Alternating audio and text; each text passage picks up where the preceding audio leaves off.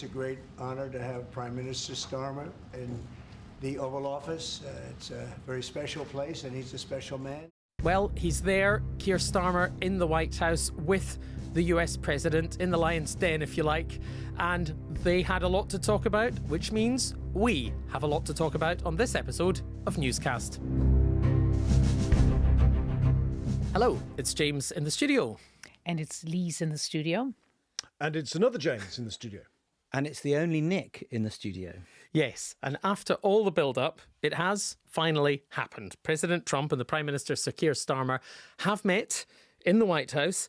So much to talk about, starting with Sir Keir turning up with a gift for the President. So this is a very special letter. I think the last state visit was a tremendous success. It was. His Majesty the King wants to make this even better than that. So this is truly historic, an unprecedented second state visit, and he wants to talk that through with you. And that says at Windsor. That's Yes. really something. Yes. What I haven't got yet is your answer. I do need to. The answer is yes. There you go. The President, that is, has agreed that he will attend a second state visit to the UK. James, how unusual is that?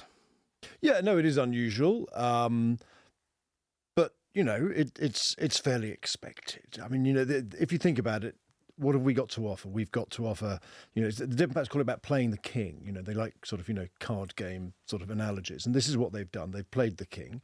They know how much it makes a difference and how important it is to Mr. Trump.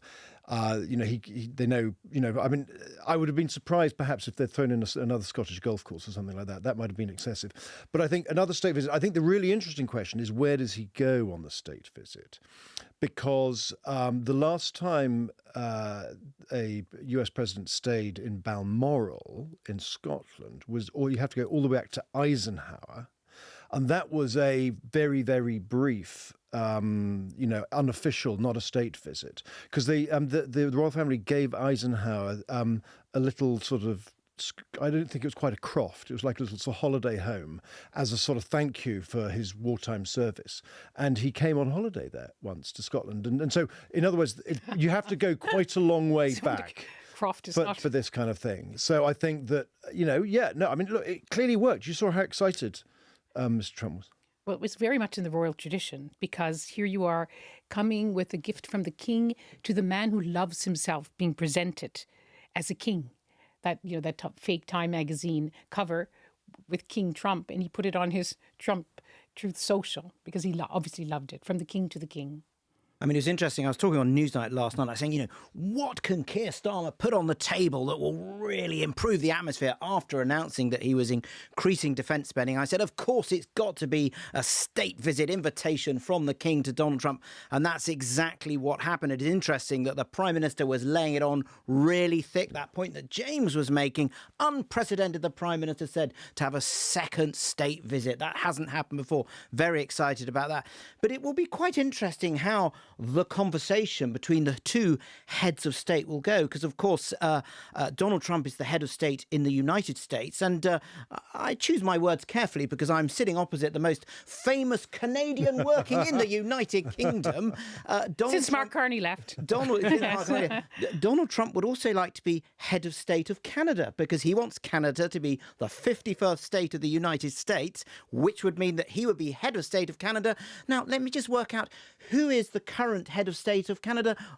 That would be King Charles III. So that might be a little awkward moment were that to be mentioned. Also, we're talking about what the King might discuss with President Trump, but there's quite a lot to talk about what Sir Keir Starmer has talked about already with the President. What did we all make of the power dynamic between these two? First of all, the body language, how the whole thing, how did the thing go?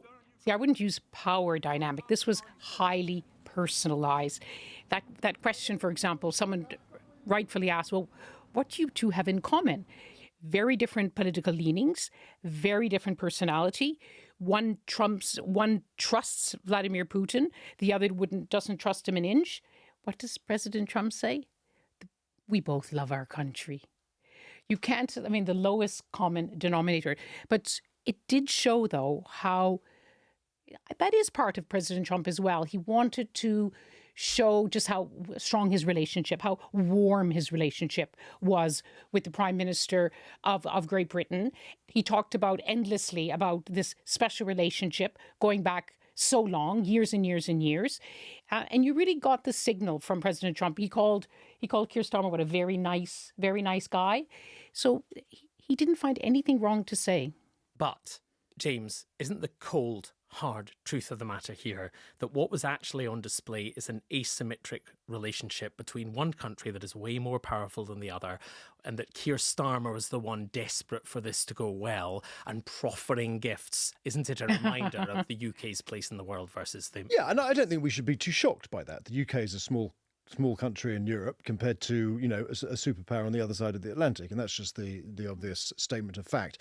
So, yes, Sir Keir Starmer was the supplicant. He was the visiting dignitary laying tribute before the feet of the great emperor. And I think for all the mood music, which was good, and there were no rows and there were no snubs, on the substance, what Donald Trump said was very bad news for Keir Starmer. Keir Starmer's chief sort of aim in this meeting is to try and convince Donald Trump that the United States has to be involved in securing the future security of Ukraine after any kind of peace deal. And on that, Donald Trump gave very, very little ground at all. In actual fact, he reinforced his argument against it by saying several things.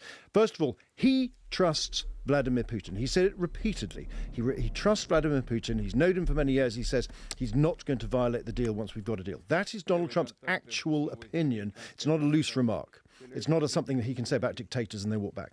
Secondly, he said, look, there are two separate processes here, and the sequencing is really important. He said, you get a ceasefire. That's the important bit. That's the hard bit. Only then do you start talking about security guarantees. And he said, that's the easy bit. I'm looking forward to having those kind of conversations. Now, if you are European, if you are Ukrainian, absolutely not. Those are integral to the same process. You cannot have a deal without making sure it's going to be guaranteed in the future. And then his own killer argument is he sees any backstop, the great backstop phrase, as economic, not military. What do we mean by a backstop? In other words, he believes that once he does a minerals deal with the Ukrainians, we're expecting that to be signed off when Mr. Zelensky is in town in Washington. At that point, Mr. Trump is assuming there are going to be floods of American mining workers and others spreading out across what's left of Ukraine, and that fact itself will deter Russian aggression. That is not the view of European policymakers. But I would differ on some of that. My dear respected colleague, yes, of course, in the first term, now in the second term, President Trump does not hide his admiration and his trust of Vladimir Putin. But on some of these issues, he has definitely moved in terms of his language. You remember the shock when the U.S. Defense Secretary came out and the Ukrainians told NATO, forget it. It's not realistic to think that Ukraine can join NATO. President Trump emphasized that again. It's not realistic that Ukraine can go back to pre-2014 when Russia first invaded. This time, President Trump is now talking, yes, we're going to try to get that territory back. We're going to try to do it. We'll get us back as much as we can. We get back as much as we can. That's because he has a fundamental misunderstanding that he thinks this is all about territory. And yet for the Europeans and the Brits and others, it is all about ensuring the future sovereignty of what is left of Ukraine. In other words, its ability to make its own decisions. Whereas Trump is seeing it through the prism of a property deal and land and territory. And yet, all sides know there is going to be some really uncomfortable deal on terror. No, but let me just make one point. Is that there is, I remember at the Munich Security Conference where you had Vice President Vance, you had other senior Americans there. And the view of most people was that they were making it up as they go along. And this is what you sense with President Trump. He was asked today about would he come to the aid of British troops if they come under fire. Then he went on, he goes, of course, we're always going to back. Well, he did and he didn't, though, Lise, yes, because he's also using this word, which you probably never heard of before, backstop. He said, well, what is a backstop? What do you mean by a backstop? And then he says, well, we'd be digging. So yes, he does see it in economic terms, but you get the sense that he is now in Munich, at the Munich Security Conference, the Europeans were told, you will not be at the table. Yeah. Now they seem to be understanding they will be at the table. Nick, just one word on, and then Nick, I'd like to hear your take on all of this. But just the one thing, just to clear up the section about whether or not the British could rely on American help on the ground, say there were British troops in Ukraine as peacekeepers.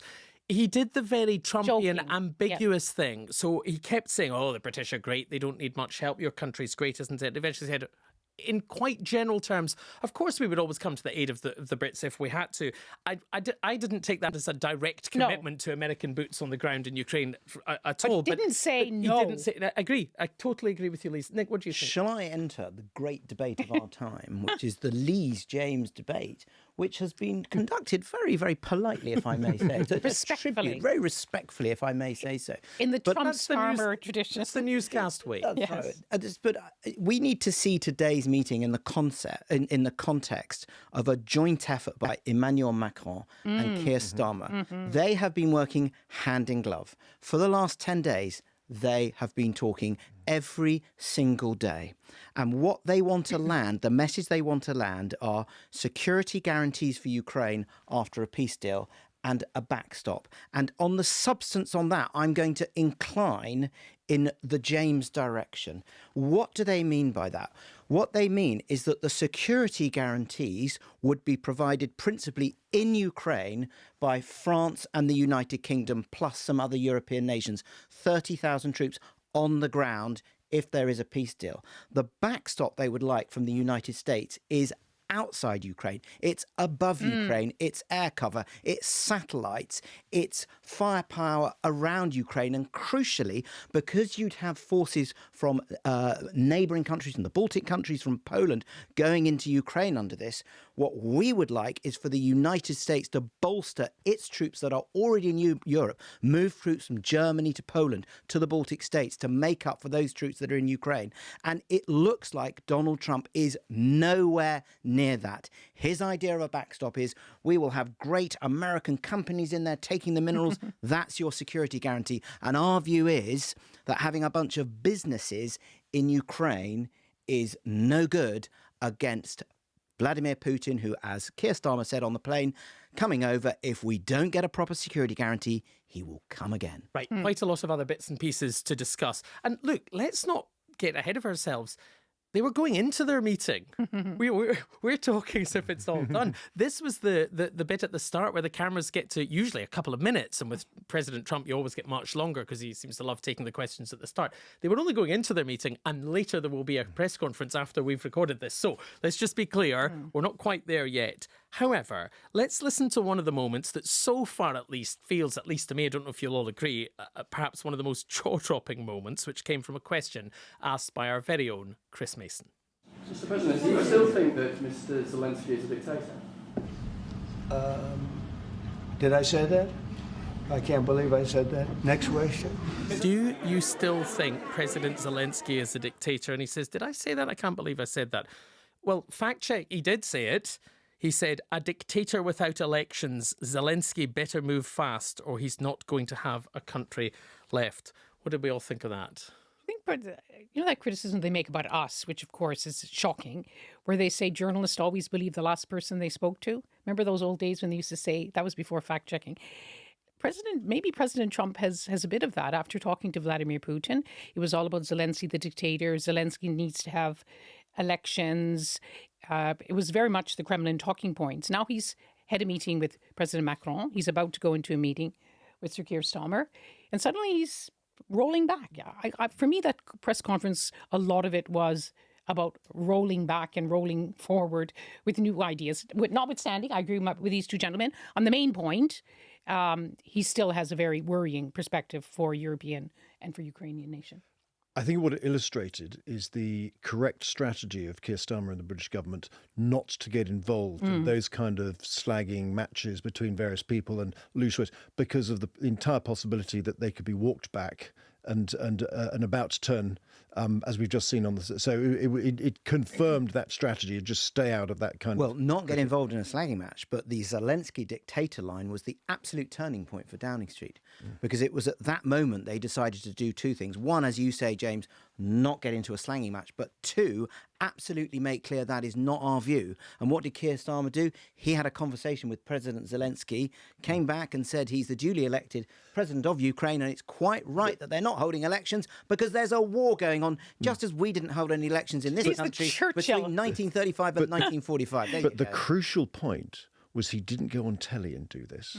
He did it in a low-key Downing Street email, press release, readout of the conversation he's had with Mr. Zelensky. Normally, as we all know, these emails tend to be fairly bland. They tend not to provide that much news.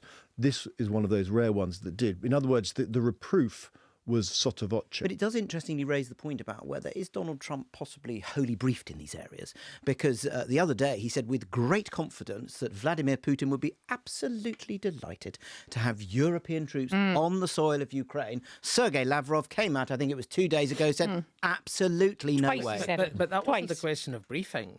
President Trump said he had personally had that assurance from President Putin, which is, I mean, who knows? Who knows? We weren't. It would be great to have a recording of that meeting, and then we could all be a lot wiser about the world. Discussing Sergei Lavrov will be for another newscast. And what he represents. Yeah, a very long-standing, very astute player of the international political game, the Russian foreign minister. Now, the Chagos Islands.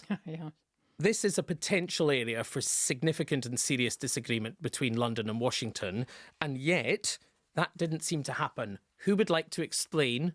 I think it's you, Mr. James Landale. Okay, the Chagos Islands. But what is the backstory? Yeah, look, this is complicated, so forgive me, and I'll have a good go. Make it nice and simple. Okay, make it simple. There are a bunch of islands in the middle of the Indian Ocean, whose ownership is uncertain. They were originally French, but because we duffed up the French during the Napoleonic Wars, the Brits got their hands on them. Anyway. The key point is, the reason it matters, one of the islands has a military base that is a UK-US base. A massive military. The problem is that a United Nations court says, actually, we think the Brits don't actually own this island anymore, these islands. We think the Mauritians do. Disputed. Lawyers can have their own say. The problem was there was legal uncertainty about it. So the Brits said, look, we've got to do something about it. We've got to cede the sovereignty and control of this to the Mauritians. Let's do a deal, but keep control of the military base, to get a lease on it, last for 99 years, and we'll pay some money to the Mauritians to soften the deal. Big controversy, lots of people in the Conservative Party and the Reform Party in the UK saying this is outrageous, we shouldn't be handing money to this government. We're opening these islands up. Instead of giving up control, the Chinese will come in. The British government's view is no. Because of the legal uncertainty, the risk was that you'd actually get another court judgment a proper court judgment, a stronger court judgment saying this is now not British territory. And at that point, contractors say we can't repair this military base because if we do, we'll get sued. You'll get UN agencies saying we're not going to go there. Let's get to the deal. The deal, and so was almost agreed, but then obviously change of administration in the United States. So basically the Brits gave it to the Americans and said, look, this is why we want to do it. Some Americans were critical, in the American administration were critical of it, but what we've seen today is the president asked about it and said that he's inclined to back the British government position. Because it's for over 100 years, he said. 140. Yeah, 140. Okay. Inclined to back it, a 140-year deal. He's talking about... Can I make a mildly parochial get into the point money. Well, is that a big win for Starmer? That was actually my question. Well, I was going to make... He skated over it. Can I answer that in my mildly parochial way? Yes. Please, in a news night. Let's have a news night. A news night, mildly parochial way. So as James was saying... As James was saying, there are elements of the Conservative Party who are saying Donald Trump is not going to go along with this. Nigel Farage got some legal advice from that Brexit lawyer, Martin Howe-Casey, in the hands of the Trump administration and saying, don't think Donald Trump will go along with this. What has happened? Donald Trump, I'm inclined to do it, though I need to see the details. And this is really interesting because on the night of Donald Trump's inauguration, I spoke to a member of the cabinet and I said, look, how's it going? Is it a little bit awkward? And they said, well, let's tighten the seatbelts, brace in for a ride. And they made the following predictions. One, Keir Starmer would get to see Donald Trump pretty quickly, around about a month. Tick, that happened. Peter Mandelson would be approved as ambassador to the United States. Tick, that happened. Number three, this person said, Donald Trump will weigh it up, won't be wildly keen, but the judgment is he will go for the Chagos Island deals. The 3 predictions from that cabinet minister, which elements of the Conservative Party and elements of the Reform Party were saying weren't going to happen, have happened. So why isn't he on this newscast tonight with us? Well, I know. You have to make do with me. I'm sorry. So let's just take a step back here. And so far, and as we say, the visit's not over. But at this stage, what is our take on how well this is going for Sir Keir Starmer? Let me put a little bit of, since everyone's getting into history, let's go into newscast history. When we last sat down here, when we were assessing President Macron's visit, that same place, in that seat, that hot seat next to the fire with President Trump, and we said, oh, how can Sir Keir Starmer compete with that? Look at the body language, the hand on the knee, the bromance. Actually, I think the general assessment was he did very well. It was warm. He intervened when he had to intervene on issues like, no, they're not low. No, we're not getting that money back to Ukraine. We gave it to Ukraine. He intervened on free speech. So he served his own British public well, I think. But he also didn't upset President Trump. What do you think? I agree with all of that. My but is, as with the Macron visit earlier in the week, a lot of it looks good, a lot of it sounds good, and Macron said, made lots of really good noises. Again, I come back to the backstop and the security guarantee. What did he get out of it? We don't know the full extent yet. The thing is you've got to step back, wait a few minutes, and let the dust settle, because quite often you have a lot of good mood music and a lot of good chat, and then you come back from it and you think, actually, what are the genuine strategic takeaways? And sometimes it's not quite as positive as you think it is. I mean, it's very clear what sort of moment this is. I think we'd all have to agree that it's a Zhou Enlai moment. So Mao Zedong's deputy was asked, what is your assessment of the French Revolution, which of course took place in 1789? And he said, well, it's too early to tell. So I don't think we're going to wait 200 years, but it is the point. We're discussing, but the question was, just finish my point? We were asked to assess the meeting, not the overall. We still have a long way to go. You can't assess a meeting until after it happens. Yes. Because what happened with the Emmanuel Macron meeting, it was fine. What happened a few hours later, up in New York, UN Security Council, the United States tables a resolution and gets Russia and China to vote for it because it doesn't recognise Russia as the aggressor. So you assess what happens, not in the room, outside. The world order has changed. He's not going to change the shattering of the world order. They're just trying to make the best of a very historically bad situation. Right. I think that's where we are. Right. Can I make the most newscast point of the evening? Please. We've all been making newscast points of the evening. Which they'll probably edit out afterwards, which is there's a revisionist school of thought that think that Zhou Enlai was thinking, he thought he was referring to the sort of revolutionary activity of students in 1968. And that that's what he thought he was referring to. But there's entire PhDs about this. There's no agreement. I like that. That's a good point. Now, do you think our newscasters are going to make a cup of tea now? No, as we have discussions about the reason why history. The reason why newscasters should not make a cup of tea now is because we're going to listen to another very interesting element of this initial conversation that was publicly recorded, and it's the one that you've mentioned, Lise, just a minute ago, and that is the issue of free speech, because the Vice President, J.D. Vance, was also in the room, and the President Trump, brought him into the conversation on the subject of free speech. We do have, of course, a special relationship with our friends in the UK and also with some of our European allies, but we also know that there have been infringements on free speech that actually affect not just the British. Of course, what the British do in their own country is up to them, but also affect American technology companies and by extension American citizens. So that is something that we'll talk about today at lunch. We've had free speech for a very, very long time in the United Kingdom, and it will last for a very, very long time. Well, no, I mean, certainly we wouldn't want to reach across US citizens, and we don't, and that's absolutely right. But in relation to free speech in the UK, I'm very proud of our history there.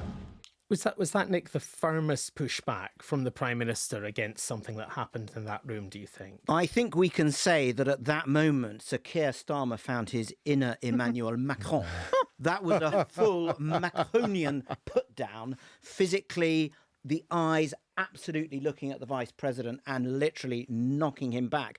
When Keir Starmer took issue with the president earlier, talking about how we'd gifted most of the money to Ukraine, picking up on the Macron point, it was a sort of a mini Macron put down. But the J.D. Vance one was full Macron. Don't you think Sir Keir Starmer said that's his inner prosecutor, not inner Macron?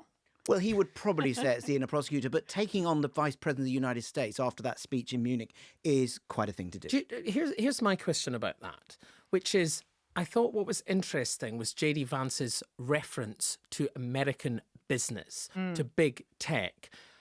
Is what we are seeing here... Which has nothing to do with the fact that I believe some of those big tech companies were quite keen on him becoming President of the United States. And Elon... President Trump also talked about the companies a lot. Exactly. He talks about the people in the companies when he talks about relations with Europe. So here's my question.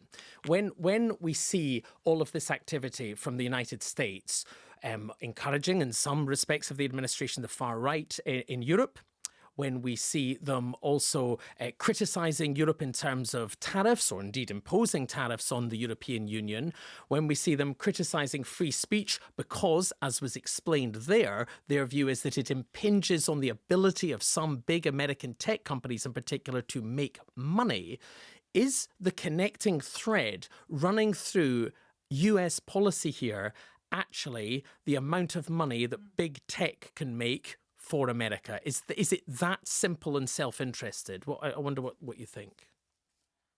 President Trump is a businessman. We've seen on foreign policy, on whether it comes to how to fix Gaza, as we've been discussing how to fix Ukraine, show me the money. We talked about tariffs, reciprocal tariffs. If you do it to me, I'll do it to you. That is his worldview. I think what we saw there is an illustration of the fact that the White House's current critique of Europe is commercial as well as ideological, and we saw that in person in the Vance speech, and we saw it again in the Oval Office today. And just briefly, James, because we're nearly finished, what should we be looking out for next in this relationship? Trade. What ultimately does Donald Trump do in terms of tariffs, not just on the UK, but also on Europe, because the Europeans, whatever happens in Europe economically has an impact on us as well. Can the Brits get some kind of carve-out to protect the UK economy? That was the other intervention from Keir Starmer that was very important. He said, we have a surplus. He jumped in and said, we're very different. I'm going to go fully global. The most important thing that will happen this week is tomorrow when Volodymyr Zelensky goes to the White House. That is the most important meeting. And if he signs the deal. If he signs the deal, and we'll be looking out for that, and we'll be bringing it to you across all our many different BBC platforms, not least Newscast. There's going to be a lot more, obviously, as we're saying, coming out from the White House in the coming days. But for this episode, I'm saying goodbye. Lise? To be continued, but it's goodbye for now from Lise. James, thank you very much. And it's goodbye from me. And Nick, thank you. Thank you. We haven't resolved the Chinese issue. Enough. For a PhD thesis. Right, bye-bye for now. Bye-bye.